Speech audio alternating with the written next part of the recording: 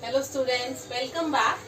So we were discussing about haloalkanes and haloarenes, and we have seen so many concepts regarding that. So we have seen its nomenclature, then isomerism we have seen, and then we have seen its classification of different types of haloalkanes, haloarenes, its application in our day-to-day life, that why we are studying this particular topic and all. Fine. So now we'll see its preparation. How to prepare haloalkanes, very important. Fine, because why preparation is important, because we will come to know how this compound can be prepared in the laboratory or a very large scale, or you can say on the industrial basis. Fine. And then you can say on the theoretical basis, from your exam point of view, this preparation can be considered as a reaction as well. Fine. So first let's see the brief outline of this. So first is from alkanes. Okay, from alkanes, halogenation reaction is there. Second is from alkenes. From alkenes, addition reaction is there. Addition of halogens. Fine. Then third is from alcohols.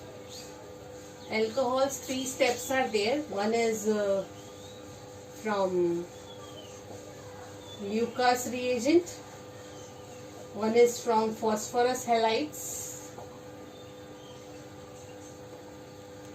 And the last one is from thionyl chloride. Next, fourth preparation is from alkyl halide,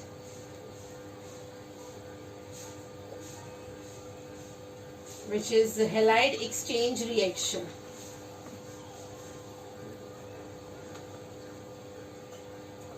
Fine, halide exchange reaction. And the last one is from the silver salts of carboxylic acid. Okay, that is the last one. So we'll start one by one. Fifth one is from silver salt of carboxylic acid. Okay, so we'll start one by one. So let's start from the alkanes, because this is the reaction that you already know from your 11th standard. So it's a recapitulation of that. First is from alkanes. That is halogenation. Okay, now in halogenation we have to see which is possible. Chlorination, bromination, iodination, that we have to check. Chlorination and bromination, it's simple. Okay, reaction with fluorine, it's violent and explosive, cannot take place. So we will be preparing the fluorides with the help of another method. And then with iodine, reaction is reversible. So this all the things we'll see. Fine, so first we'll see the chlorination part. Okay, now this halogenation, if we take simplest hydrocarbon, will treat in the presence of chlorine and treat in the presence of light or the temperature, high temperature. You can write high temperature. It's around 523 to 673 Kelvin something. Fine. So we will get the different series of products. First is methyl chloride, then methylene dichloride, methylene trichloride, and tetrachloride, carbon tetrachloride. So you can say chloromethane, dichloromethane, trichloromethane, tetrachloromethane. This is the IUPAC name, haloalkanes.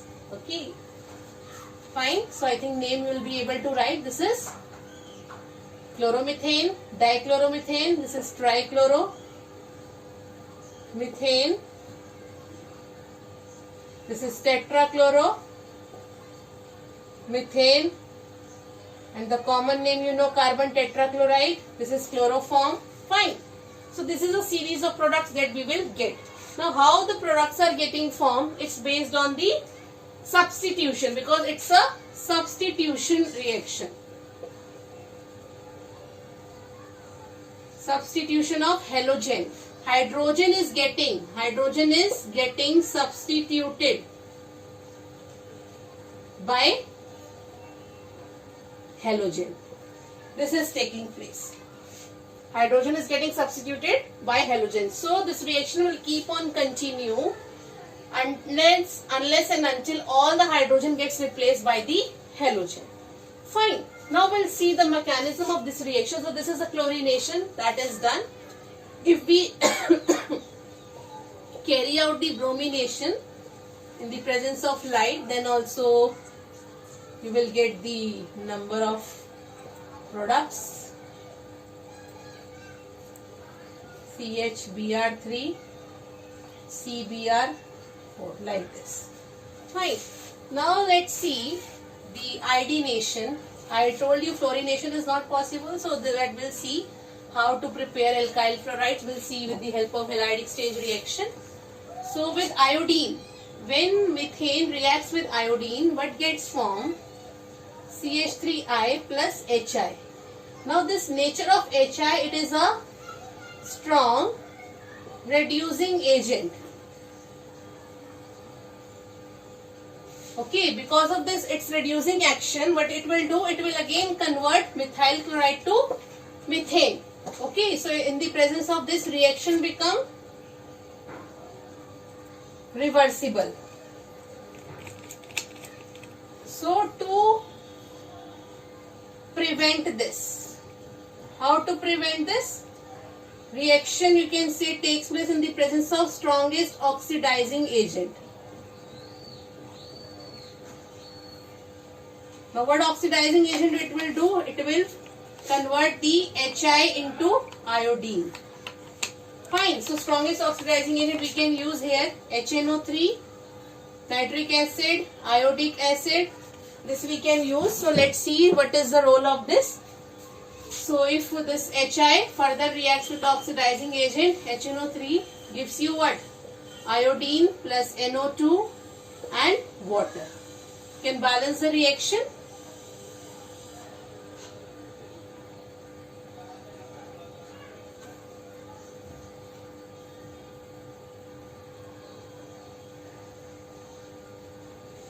I think it's balanced. Okay. Then HI can also react with iodic acid, gives you iodine plus water.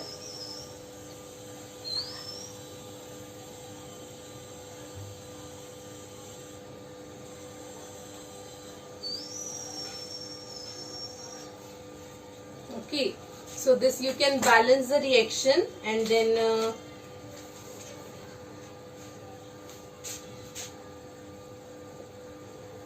I think it's balanced now. Okay, so this is the role of here HI, because it is reducing agent, so getting converting reaction is becoming reversible. To avoid this, reaction is taking place in the presence of the strongest oxidizing agent. This will be the, you can say, part of your reasoning question. Okay, so now the reaction will not be reversible, it will take place in the forward direction only. Now let's talk about its mechanism. So we have seen how alkyl fluorides, chlorides, bromides, and this takes place. And you can say allylic halogenation can also take place. Allylic halogenation. We have seen the allylic carbon, which is attached to the double bond of the carbon chain. So when this, suppose if this hydrocarbon alkene will treat with bromination, will do bromination of this. So this is the allylic carbon. Carbon attached to the allylic carbon attached to double bond of the carbon chain. So here only halogen will come. It will become allylic alkyl halide. So CH2 Br CH double bond CH2. So 1, 2, 3. You can name this. That is 3 bromo prop 1 ene. Fine. So this way you can say allylic halogenation can also take place. Okay.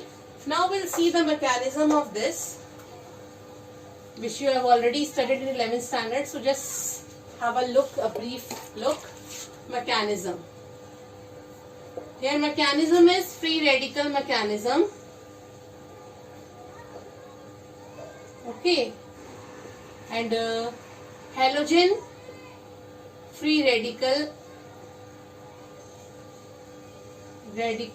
is the attacking species. Okay, so it consists of 3 steps. First step is chain initiation. Step 1, chain initiation. So initiation, what will happen? Chlorine free radical or halogen free radical in the presence of light undergo homolytic fission. So this will break, take up 1 electron each. Homolytic fission, you know that molecule will break in such a way that each electron will be taken up by each atom. So halogen free radical gets formed. Fine. Now this halogen free radical will attack in the second step to the alkyl halide, and alkyl halide also undergo homolysis process. Step 2. Okay, attack of alkyl free radical will takes place. Okay, this also you just say it is X only, then it will be easier. So this bond will break, take up 1 electron each, and this they will form the bond. So you will get methyl free radical plus chlorine free radical. Okay, now the methyl free radical which gets formed, again it will attack on the new halogen molecule, and they also take up 1 electron each. Then the product gets formed CH3.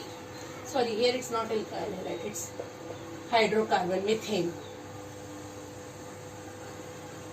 Fine, we will get CH3X plus X free radical. So this process will keep on continue unless and until all the hydrogen gets substituted by the halogen atom. So that's why this step is known as chain propagation. We are increasing, propagating the length of the chain. Chain propagation step. Fine. And now what will happen to the last step? Similarly, again this will undergo homolytic cleavage and again will give rise to the new free radical. Then again halogen will attack. So this will keep on continue. Fine. So the last step, whatever free radicals gets formed now, these free radicals they will combine together to give rise to the new product. So step 3, that is chain termination. Now we have to complete the chain, terminate the chain. All of you know terminate. Terminal meaning means end. Once terminal is there, so that is the stoppage. So we have to stop the reaction. So whatever halogen free radical or whatever free radical species gets formed, they'll combine together to give you the molecule. Like methyl free radical gets formed, so it will react with the another free methyl free radical, give rise to ethane. Similarly, methyl free radical can combine with the halogen free radical also and give rise to the alkyl halide as well. So this is you can say about the halogenation and its mechanism, that how this halogenation is taking place. So we have seen chlorination can take place easily, bromination as well. Fluorination will not take place according to this process. We cannot prepare alkyl fluoride, so you can note this point here. They can be prepared by special methods. Alkyl fluorides cannot be prepared by this method.